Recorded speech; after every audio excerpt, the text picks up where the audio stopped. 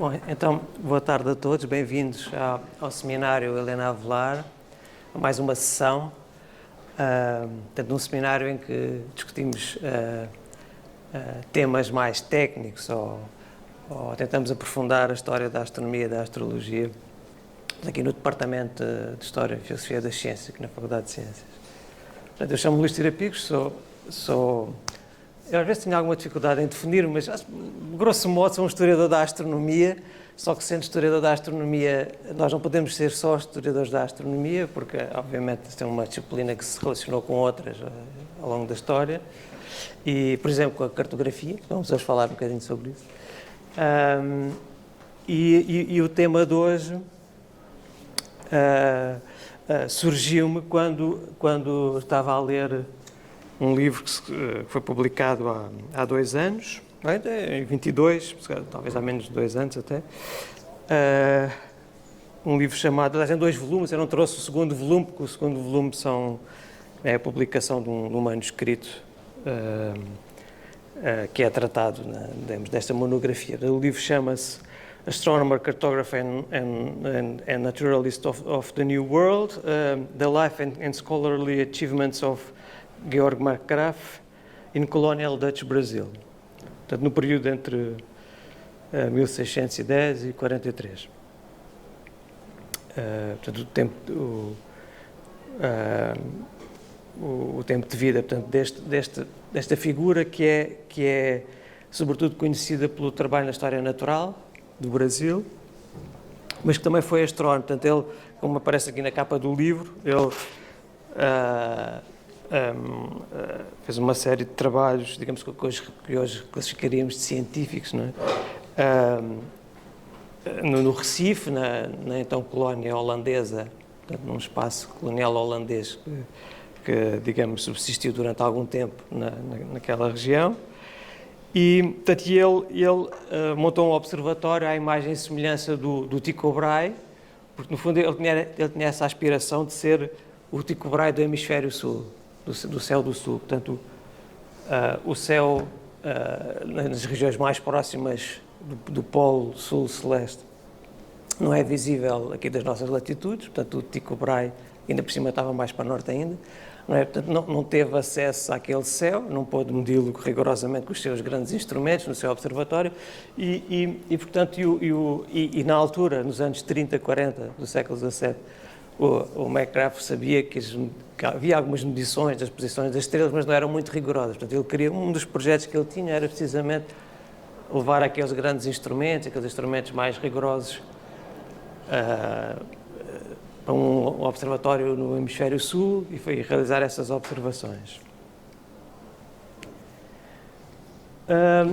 E a dada altura, portanto, estes 2 autores, os 2 autores desta monografia são Rui de Waard e Oscar Matsura, portanto, um colega holandês e outro brasileiro, que já há muitos anos, durante muito tempo, estudaram este tema. E eles há um capítulo em que fazem, precisamente para enquadrar esta questão do trabalho astronómico do Markgraf no Recife, fazem um apanhado do que é que tinha, como é que tinha, digamos, evoluído historicamente o conhecimento sobre as estrelas mais a sul.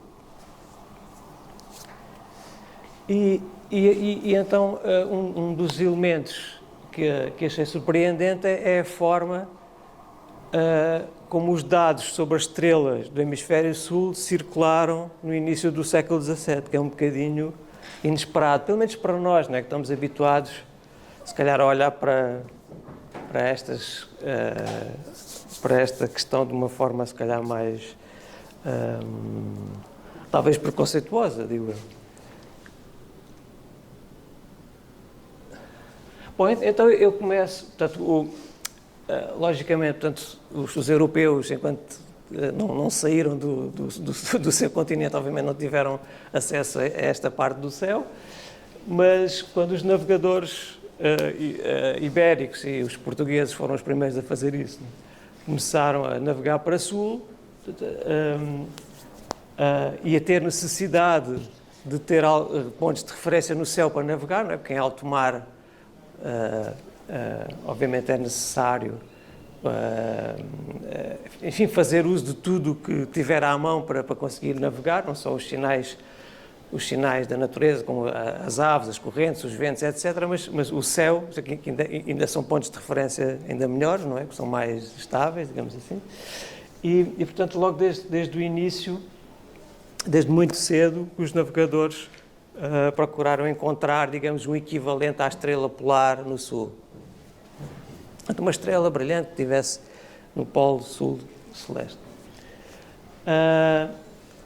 Um dos registros mais antigos que existem sobre digamos, essa procura é esta carta de um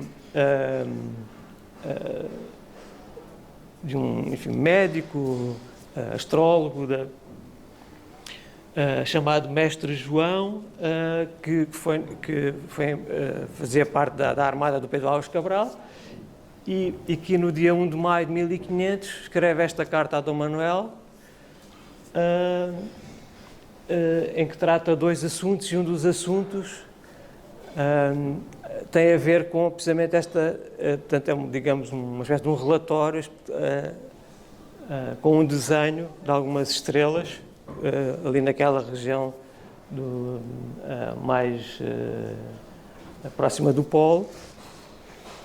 E ele diz que de facto não há uma estrela muito brilhante ali a marcar o sul, mas há várias estrelas naquela região que ele desenha e que reporta neste documento que está aqui mesmo ao lado, na Torre do Tombo.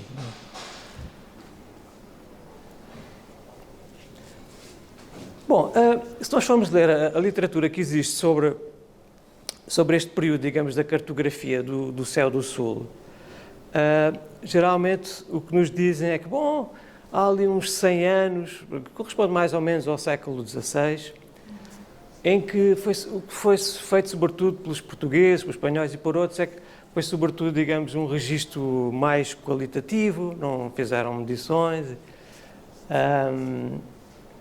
E eu pergunto-me, a primeira questão que eu pus, será que é mesmo assim? Será que... Depois encontrei há também uma referência, que há muitos autores também que fazem, é que o Vespuccio terá entregue ao Dom Manuel um catálogo das estrelas do sul. Portanto, ou seja, talvez por esse documento não ter sobrevivido, ou por outra razão qualquer, ou se calhar o assunto não foi bem estudado, o que é facto é que digamos, a informação que se conhece continua a ser parcelar e continua a não esclarecer muito bem o que aconteceu, mas realmente é um período muito grande, não é de 100 anos, um século inteiro. Será que mais ninguém fez registros mais rigorosos daquelas estrelas? Toda a gente conhecia as estrelas e as via, os navegadores que iam para o sul, mas é um pouquinho difícil acreditar que mais ninguém tenha feito algum tipo de medição. Bom, mas digamos, a narrativa, digamos, padrão que nós encontramos na literatura é esta. Comparando, bom, reparem, está ali um desenho que é essencialmente qualitativo, e mais ou menos as estrelas são estas, mas se nós repararmos, se compararmos com um mapa atual do céu, por exemplo, o Cruzeiro do Sul não está assim tão mal desenhado quanto isso, não está assim tão mal representado. Claro que uma representação gráfica já é um certo tipo de... Quer dizer, nós até podíamos medir, não é? As posições relativas das estrelas ali, já é um registro mais, se calhar, mais do que qualitativo. Já está ali mais qualquer coisa.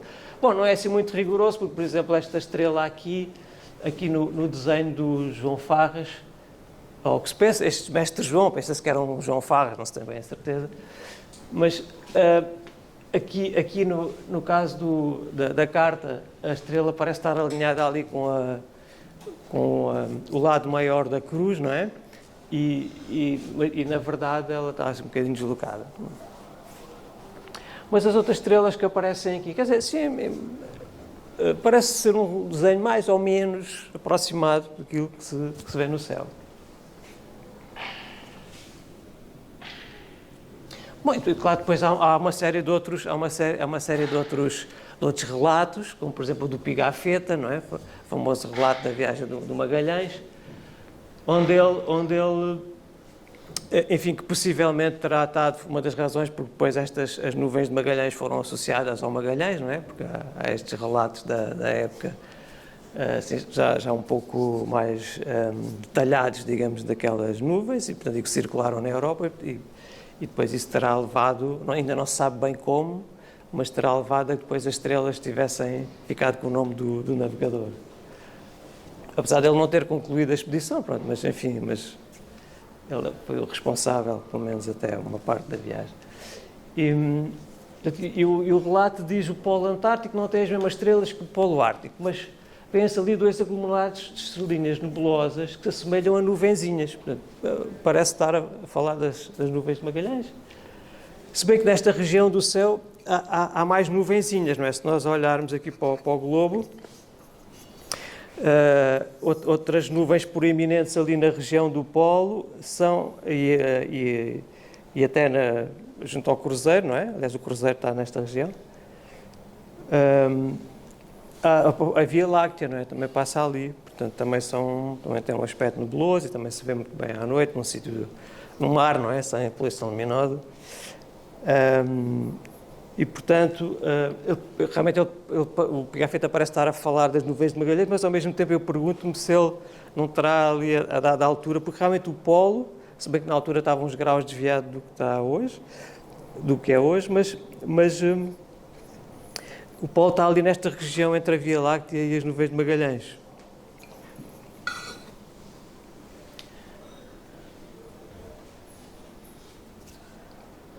Portanto, e ele diz que ambas indicam o polo Antártico. Sim, realmente estão próximas, não é? Estão bastante próximas aqui do Polo Sul Celeste. E depois ele diz também: estando no alto mar, descobrimos a oeste 5 estrelas muito brilhantes, dispostas exatamente em forma de cruz. Portanto, realmente o Cruzeiro são estrelas brilhantes e é fácil identificar.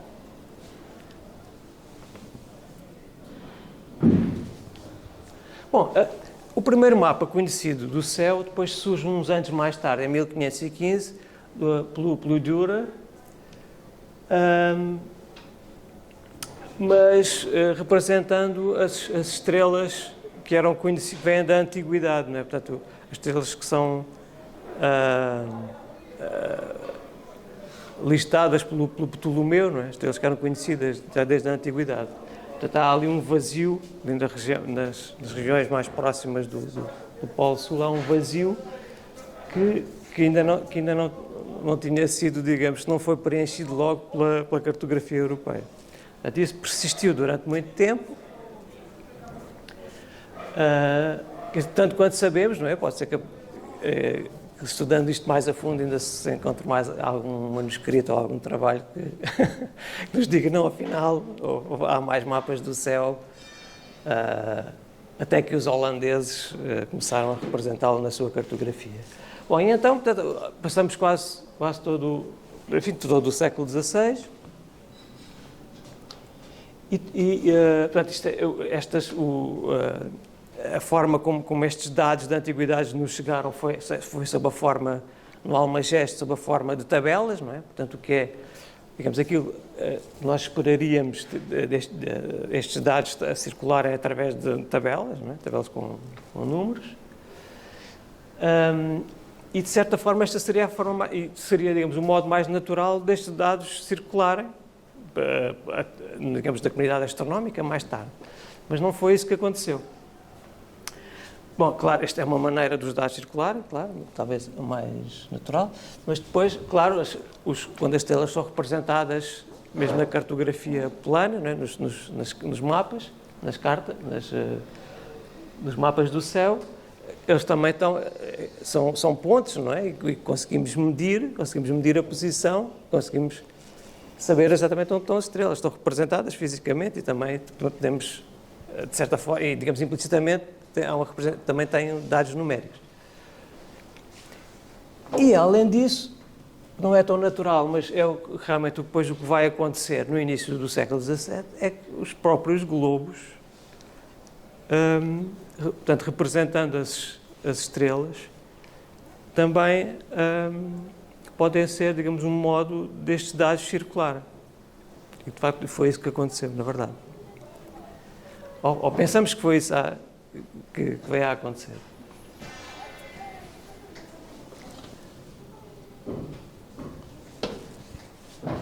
Bom, os holandeses, no final do século XVI, quando lançam, digamos, o seu empreendimento comercial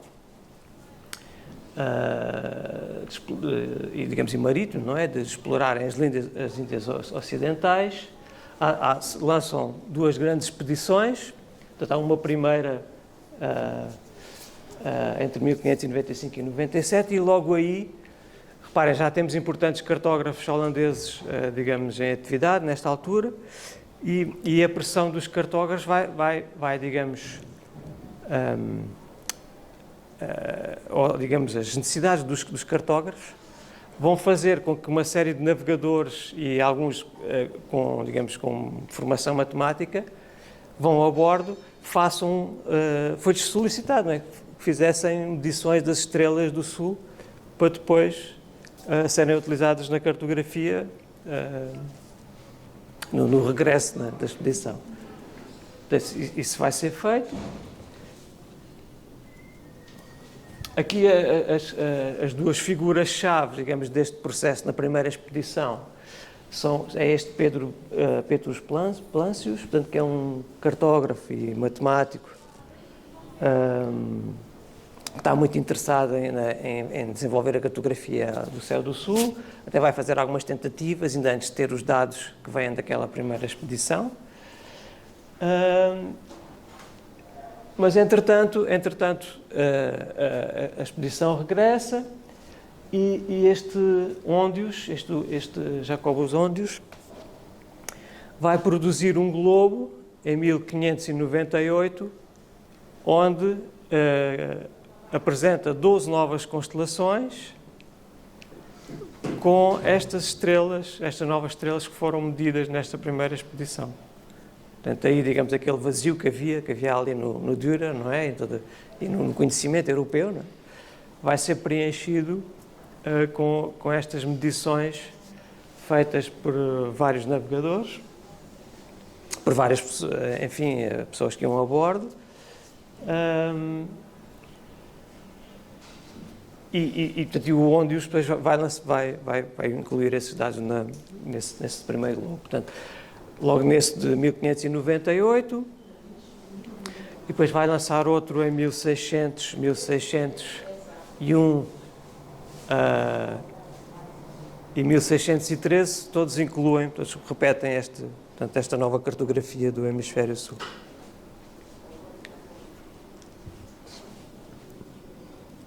Portanto, este é um dos globos, este é de 1600, mas este é um dos globos do Hondius, está na Biblioteca Nacional de França, onde precisamente, portanto, inclui estes novos dados. Estes globos, este aqui, por exemplo, está digitalizado e é possível consultá-lo a 3 dimensões, é possível manipulá-lo, portanto, se tiverem interesse em ver algum detalhe, ou por simplesmente ver todo o globo, portanto, isto é uma imagem de uma dessas vistas que se pode ter, não é? Portanto, pode-se fazer aproximar, ele está digitalizado a 3 dimensões e pode ser manipulado desse modo. Aqui eu fiz uma imagem de uma das constelações que aparece agora, uma das 12 constelações novas que surgem, o Tucano. Há aves, também há um instrumento científico, há uma série de elementos novos que são introduzidos pelos holandeses, são constelações novas, não é, que são introduzidas precisamente nesta altura, no virado do século XVI para o século XVII. Vou só chamar a atenção para a iconografia, porque a iconografia vai ser um dos aspectos em que os colegas que estudaram digamos, este tema se centraram para tentar perceber realmente como é que os dados sobre as estrelas circularam, não é? Portanto, como é que nós podemos saber que as estrelas não vieram de uma tabela, como é que... Portanto, a iconografia depois, ao aparecer reproduzida quase, digamos, ipsis verbis, entre aspas, ao aparecer, digamos, reproduzida muito fielmente em trabalhos posteriores, dá-nos a indicação que de facto aquela era a fonte, não é? Portanto, a fonte foram os globos. Esta é uma outra vista ali do sul, portanto, este globo das novas constelações. Aqui o cruzeiro aparece como cruzeiro Hispanis ad Ptolomeu Pede Centauri. Portanto, a tradição chama-lhe cruzeiro espanhol, não é? Ou hispânico. Portanto, aquela tradição ibérica, não é, de ver aquela constelação como chamar aquela constelação o cruzeiro. Portanto, de certa forma, foi também depois incorporada na cartografia holandesa. Bom, entretanto, o Hondius ia publicando os seus globos e há um concorrente que é o Blau que estava a ver aquilo tudo passar-se, não é? Quer dizer, digamos, há um outro cartógrafo, não é? Também que está no mercado e que está a publicar globos com o céu do sul todo direitinho e os globos do Blau nada, não é? Continuavam ali com o vazio. E então ele, o que é que ele faz? Ele logo quando é lançada a segunda expedição, pede a um destes navegadores matemáticos ou astrónomos que faça um levantamento para ele do céu do sul com mais dados, isso se possível mais rigorosos. Então pede a este Frederick Outman. Este Frederick Outman já tinha ido na primeira expedição, mas pede-lhe para trazer mais dados e para ele depois poder utilizar nos seus globos e na sua produção cartográfica. Mas o que é que acontece? Portanto, só voltar aqui um bocadinho atrás. Portanto, a expedição dura até 1600, a segunda expedição, mas o Outman é feito prisioneiro e não regressa logo, só regressa algum tempo mais tarde. Portanto, e o Blau começou a ficar assim um bocadinho exasperado, porque nunca mais, cada pessoa que ele tinha pedido dados não regressa, e tudo leva a crer, até pelo que aconteceu a seguir, leva a crer que ele começou a perder um bocadinho a paciência. E então o que é que ele faz? No Globo de ele publica um Globo em 1600, que é este aqui, em 1602, onde ainda não tinha os dados da segunda expedição, e onde copiou os dados dos globos que já estavam no mercado, naquela parte do hemisfério sul. Portanto, ele diz aqui, ele cita aqui no cartucho o Outman, mas na verdade o Outman ainda não tinha regressado nesta altura. Isto, mais uma vez, é um dos globos que está disponível na Biblioteca Nacional de França, está digitalizado também em 3 dimensões. Portanto, cá está o globo sai em 1602 e o Outman vai regressar só no ano a seguir. Portanto, só a partir de 1603 é que os globos do Blau, de facto, incorporam os dados da segunda expedição, porque, entretanto este Outman depois é libertado e consegue regressar à Holanda. Então, a partir desta data, a partir de 1603, os globos do Blau já incorporam estes mais dados e portanto, os dados recolhidos na segunda expedição. Portanto, este é o primeiro globo em que ele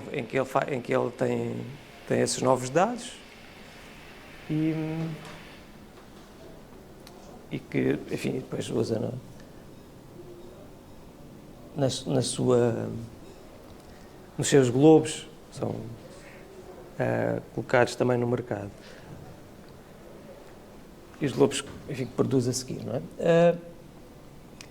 Bom, o que é que aconteceu a estes dados? O que é que aconteceu a estes dados que são publicados nos globos? Bom, eles vão ser os dados que vão ser utilizados pelos astrónomos, não só pelos astrónomos e por outros cartógrafos, não só para produzir os mapas do hemisfério sul, os mapas celestes, mas inclusivamente para compor as suas tabelas. Portanto, de facto, o Altman publicou, quando ele regressa da segunda expedição, ele, na verdade, publicou os dados numéricos, publicou uma tabela. Só que qual é o problema com esta tabela? É que esta tabela foi publicada como um apêndice de um dicionário de neerlandês-malaio. Portanto, ou seja, numa publicação um bocadinho obscura para os astrónomos, e de tal modo que se pensa que, enfim, foi publicado num sítio onde, claro, que nós hoje isso seria fácil, não é? Os astrónomos iam pesquisar na internet e rapidamente encontrariam isso, mas na altura, quer dizer, as pessoas não iam pesquisar as bibliotecas todas, ver tudo o que é que tinha sido publicado, os astrónomos, por simplesmente, não usavam aquele tipo de literatura, não é? Portanto, aquilo que passou, os astrónomos não tiveram acesso, pelo facto de ter sido publicado num livro completamente insuspeito, não foi, digamos, utilizado pelos astrónomos. Ou pensa-se que isso não terá acontecido. E então o que eles fazem, na verdade, foi utilizar a informação que tiveram acesso, que estava nos globos. Portanto, não só a iconografia dos globos, mas também as posições das estrelas. E isso foi feito pelo Johann Bayer, na Uranométria, que é uma das grandes obras na folha 49 da Uranométria, uma das grandes obras, as obras marcantes da história da cartografia celeste. Por exemplo, é nesta obra que as estrelas, o Bayer é o primeiro a classificar o brilho das estrelas com o alfabeto grego, não é? Portanto, a estrela mais brilhante de uma constelação é a alfa, a segunda mais brilhante é a beta, e assim por diante. Portanto, o Bayer é o primeiro a fazer isso, e depois isto pega de tal modo que ainda hoje é utilizado, não é? Ainda hoje utilizamos essa convenção. Mas realmente, portanto, os dados do hemisfério sul, portanto, vêm dos globos, como a Ellie Decker demonstrou nos seus estudos. De facto, digamos, a fonte foram os globos. Mas não só para a cartografia, também nos próprios, como vos disse, na própria literatura astronómica, porque o Kepler nas tabelas Rudolfinas, em 1627, vai incluir as estrelas do Sul. Os dados que ele tem tabulado das estrelas do Sul vêm também dos globos. Tudo que era a fonte estava disponível na altura. Não é? É essa a razão.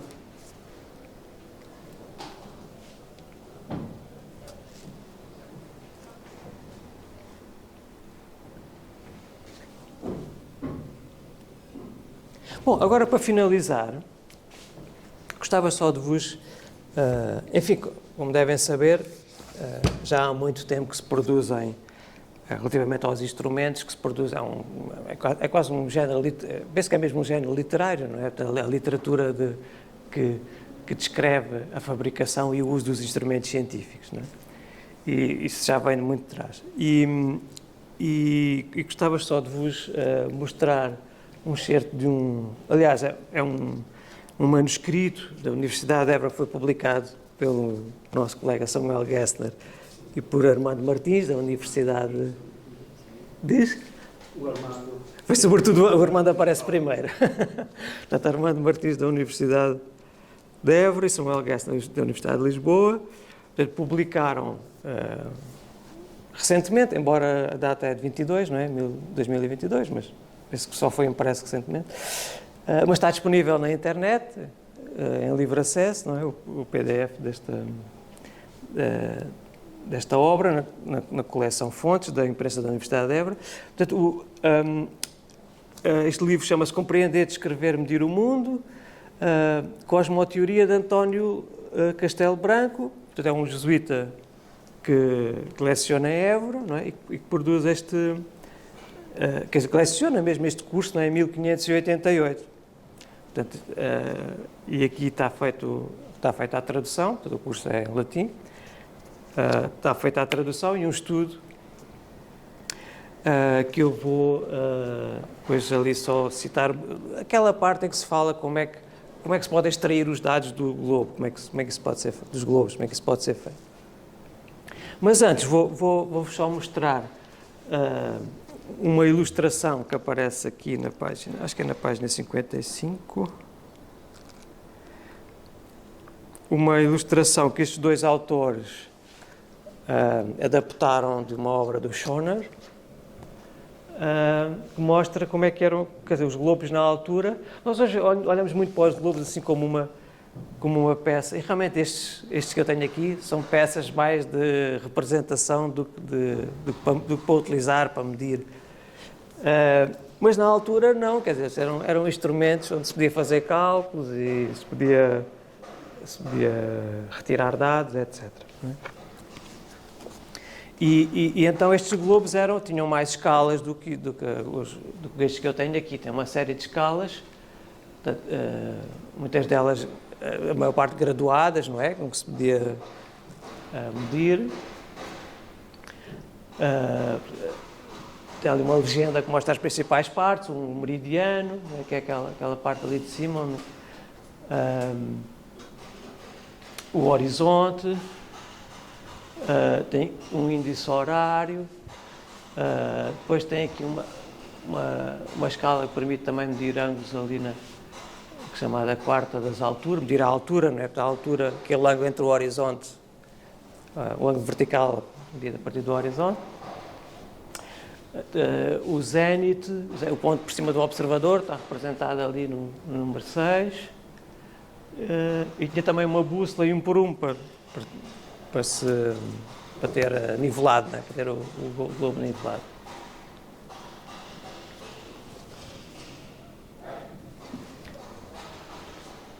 Bom, se estes...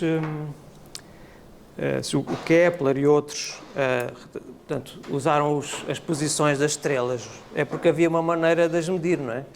E como é que isso era feito? Bom, no caso do ângulo entre o equador celeste e a estrela, era muito simples, não é? É aqui explicado. Portanto, temos aqui o círculo do meridiano, que é este... Vou pôr aqui. Que é esta peça aqui, que está graduada também neste. Este é um globo didático por volta dos anos 80, do século XX. Já é uma peça histórica, né? mas é relativamente recente, tem um globo didático, mas é um globo celeste e que permite, portanto, tem aqui no meridiano tem uma escala graduada e que nos permitiria saber, digamos, a declinação, portanto, o ângulo entre o equador e o polo, não é? Por isso, simplesmente, como diz aqui a instrução do padre Castelo Branco, teríamos apenas que colocar, vou escolher aqui uma estrela qualquer, a Auriga, por exemplo, é uma estrela mais brilhante, vou pôr ali por baixo do círculo do meridiano e daria qualquer coisa à volta dos... Deixa-me cá ver...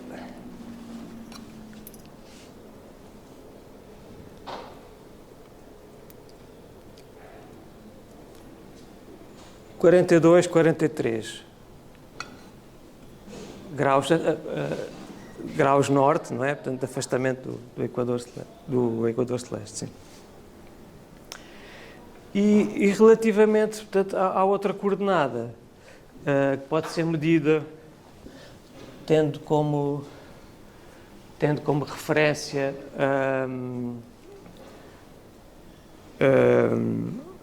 o círculo do zodíaco, ou a eclíptica, não é? portanto, digamos, aquela zona onde o Sol, no seu movimento aparente no céu, portanto, temos aqui estes pontinhos, a trajetória aparente do Sol no céu, não é? Então, ao longo do ano, só que neste globo não aparece explicitamente traçado, mas que nos globos antigos até podia aparecer graduado, não é? Portanto, nós tendo uma escala, poderíamos depois, a partir do início da constelação, como é ali dito, do Carneiro, a partir do início da constelação do Carneiro, e tendo um círculo graduado, podíamos ver a posição, podíamos medir a posição da estrela. Bom, como é que nós podemos fazer isso mais rigorosamente? Podíamos também utilizar novamente aqui este círculo meridiano para ver onde é que, portanto, colocaríamos novamente, eu estava a medir a auriga, não é? Daquela anda, está aqui. Eu colocava a auriga ali e depois, mesmo por baixo ali do círculo meridiano, e depois já aqui na escala, se tivesse aqui uma escala graduada na eclíptica, saber exatamente qual era a longitude, a outra coordenada, não é? Tem duas coordenadas exatamente onde é que estava a estrela. Portanto, isso permitia-me depois pôr os dados na minha tabela, como fez o Kepler.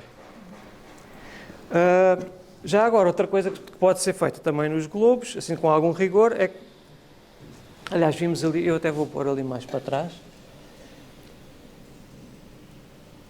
Não sei se repararam, mas havia aqui esta gravura do Óndios, ele está ali a segurar num compasso, não é? Porque também se pode pegar no compasso e, por exemplo, saber qual é a extensão angular da Ursa Maior. Eu chegava aqui. Aliás, este compasso pode ser utilizado só com uma mão, não é? Nós conseguimos abrir e fechar só com uma mão. Já agora agradeço ao comandante Joaquim Gaspar por ter emprestado a sua réplica do compasso. E, portanto, o compasso de pontas secas podemos colocá-lo ali, aqui na estrela, na guarda que está mais próxima do polo e da última estrela da cauda.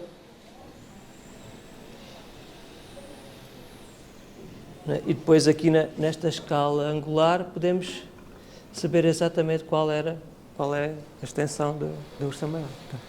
Isto também podia ser feito, ou podíamos medir a distâncias, até para verificar os nossos dados, podíamos também medir várias distâncias entre estrelas e depois verificar se tínhamos tudo correto, os nossos dados. Pronto, é isso. Penso que era essencialmente isto que eu vos queria dizer. Ainda temos algum tempo para discussão, para perguntas ou comentários que tenham. Obrigado.